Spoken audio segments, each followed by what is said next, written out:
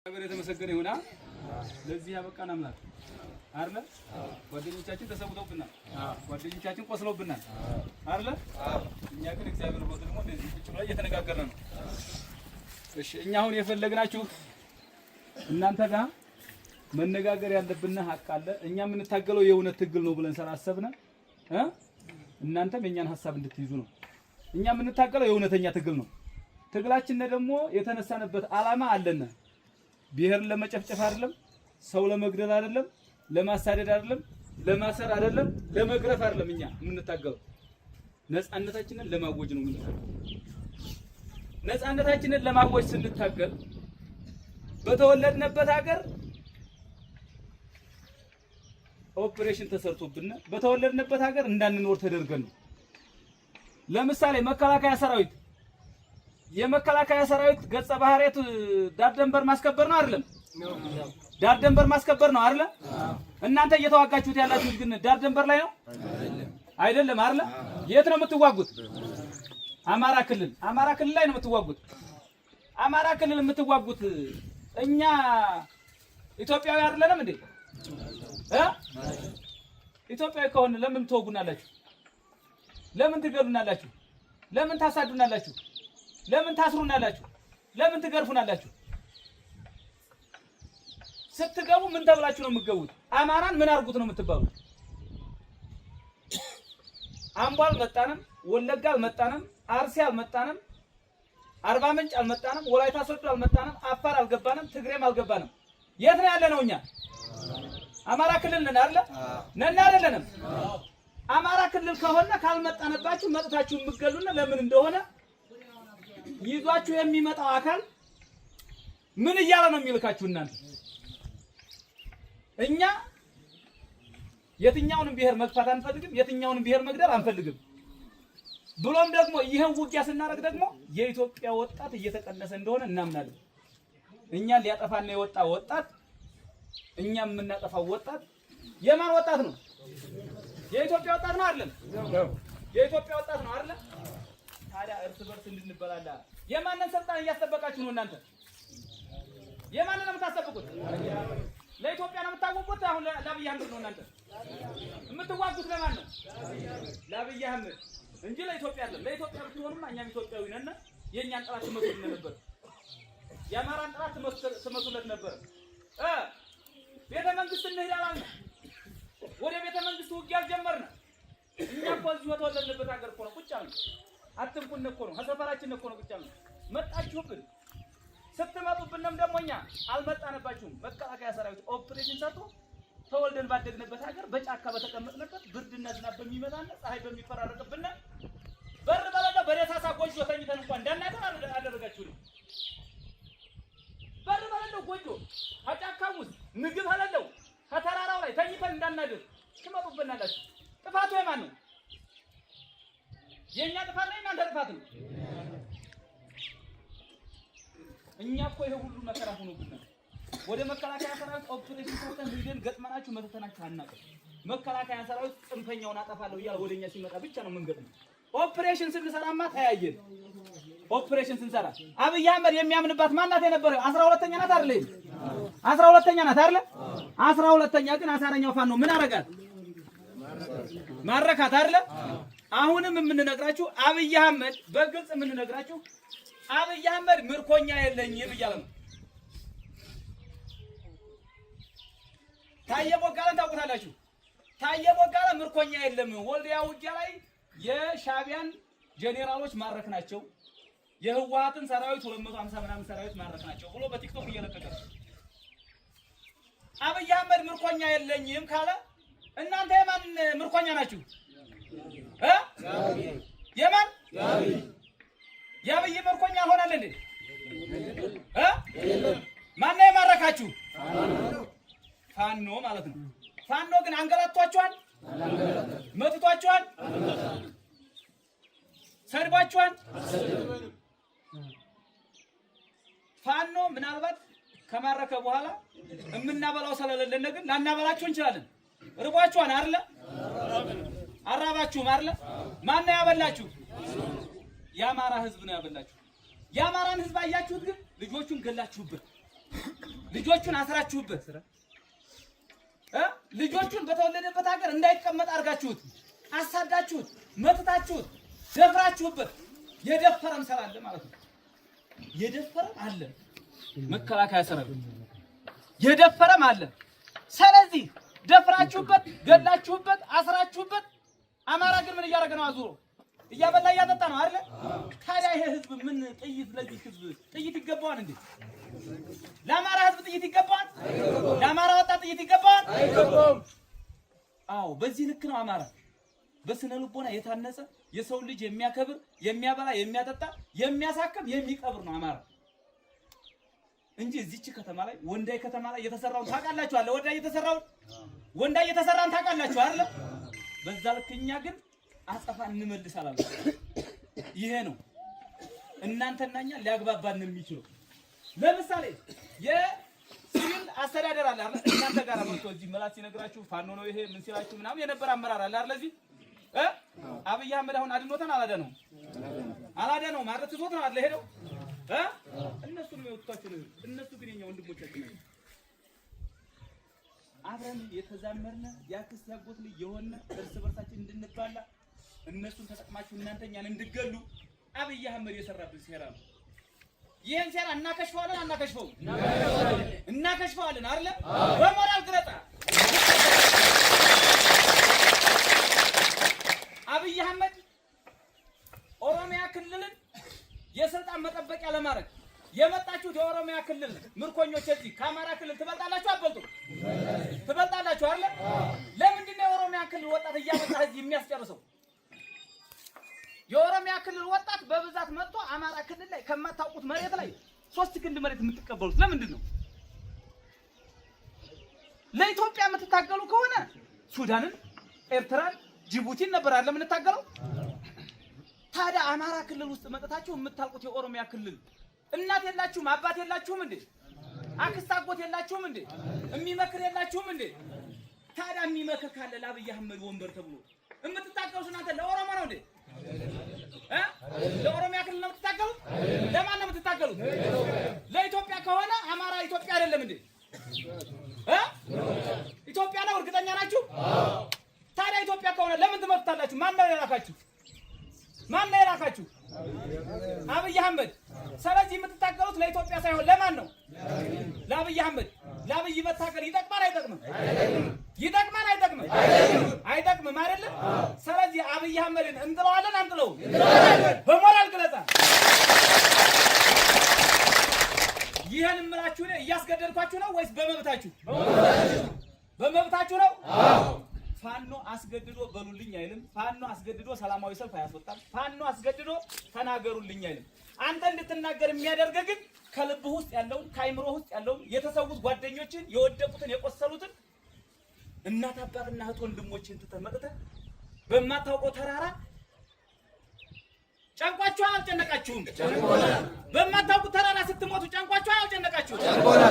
ታዲያ በማታውቁት ተራራ ለመውደቅ አብይ አህመድ ከዚህ በኋላ ይሸውዳችኋል? አይሸውዳችሁም? ግለጽለት አስጠው ደብዳቤ። በዚህ ልክ እናንተም እኛም ብለን የአማራን ወጣት አድነን የኢትዮጵያን ወጣት እናድናለን አናድንም? እናድናለን። አለ እንዴ? ደቡብ ላይ አለ እንዴ? ሶማሊያ ላይ አለ እንዴ? አፋር ላይ አለ እንዴ? የት ነው ያለው ጦርነት? አማራ ክልል ነው አይደል? የአማራን ወጣት እናድናለን አናድነው? እናድናለን አይደል? አማራ ካራነ በኋላ ኢትዮጵያ እናድናታለን አናድናታለን? የፋኖ ትግል አማራን ነፃ አውጥቶ የሰው ልጅ ሰው በመሆኑ ብቻ ተከብሮ ሰርቶ በልቶ ጠጥቶ እንደፈለገ ተኝቶ ነገን እንዲያስብ የሚያደርግ ተስፋ ያለው ትግል ነው የፋኖ ትግል። በደንብ እንዲገባችሁ ሰውን ዝም ብሎ መግደል የማይፈልግ እግዚአብሔር የሰራውን ነፍስ ማን ነው የሚወስደው? ፈጣሪ ነው አይደል? እናንተ የኛን ነፍስ ልትወስዱ መጣችሁብን። ያለ ቀናችን ልትገሉን መጣችሁ። ያለ ቀናችን አማራን ልታሳዱት መጣችሁ። የአማራ ወጣት ያለ ወቅቱ ልትገሉት መጣችሁ። ታዲያ ፈጣሪ የሚወስደው ከሆነ ለምን ነፍሳችንን ትወስዳላችሁ? ለምን ልትገሉን መጣችሁ? ያማናም ይሄ ያማን አይደል? ስለዚህ የአማራ ፋኖ መነሳቱ ትክክል ነው አይደለም? አማራ ፋኖ ሆኖ መነሳቱ ትክክል ነው አይደል? የምንታገለው ለዚህ ነው። ስለዚህ አብይ አህመድ በዚህ ውጊያ 12ኛ ክፍለ ጦሮችም ታውቃላችሁ፣ 61ኛ 65ኛም ታውቃላችሁ። በብልጽግና ስርዓት በመቃምሳም በፖሊስም በካቢኔም የነበራችሁ ታውቃላችሁ። አብይ አህመድ ምርኮኛ የለኝም ብሏል። አብይ ትክሉታላችሁ አይደል? ትክሉታላችሁ አይደል? ምን አልኳችሁ? ክዷቿን አለ። ስለዚህ ምርኮኛ የለኝም ስላለ ለአብይ አህመድ ደብዳቤ ትጽፋላችሁ አጽፉ? ትጽፋላችሁ አይደል?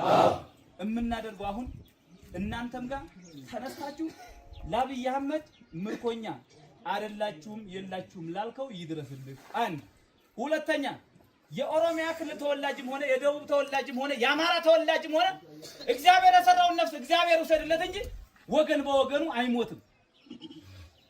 ስለዚህ ሁላችሁም ለብሔራችሁ ወጣት ታስተላልፋላችሁ። ይሄን ዩኒፎርም ለብሰው ለምን እንደሚጓጉ ሳያውቁት በበረሃ ለሚቀሩት ጓደኞቻችሁ ትነግሯቸዋላችሁ አልነግራችሁም? የውሸት ትግል እንደሆነ ትነግሯቸዋላችሁ አልነግራችሁም? የውሸት ትግል ነው የምንታገለው ብላችሁ ትነግሯቸዋላችሁ አይደል? ትክክለኛ ታጋይ ማን ነው?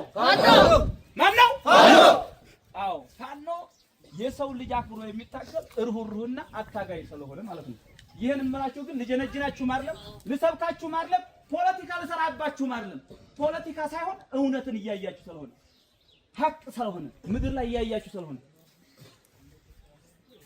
ከዚህ በኋላ የብልጽግና ስርዓት አገልጋይ የሆነው ካቢኔም ሆነ የብልጽግና ስርዓት ወንበር አስጠባቂ የሆነው የመከላከያ ሰራዊትም ሆነ ፋኖም ሆነ አንድ ሆነን አብይ አህመድ እንጥለዋለን። አብይ አህመድ ከወደቀ በኋላ ግን ኢትዮጵያ እንደ ኢትዮጵያነት የተለያዩ ብሔር ብሔረሰቦች ጋር ሆና ታስቀጥለዋለች ማለት ነው።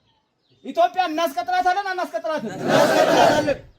ኢትዮጵያን ለማስቀጠል ደግሞ ይህን በውሸት ሪፖርት ችግኝ እየተከለ ለሬሳ ጥላ ይሆናል እያለ የሚሸውድንን አብይ አህመድን የኦሮሚያ ክልልን ወጣት እያስጨረሰ ኦሮሞን ሊገሉህ ነው አማራ መጣብህ እያለ እኛ ሰፈራችን ቁጭ ያልነውን ሰዎች የውሸት ትርክት እየተረከ እየጋፈፈ እያመጣ ሻይ ቤት ስትዝናና፣ ሆቴል ቤት ስትዝናና፣ ትምህርት ቤት ስትሄድ አፍኖ ያመጣህ አይደለም?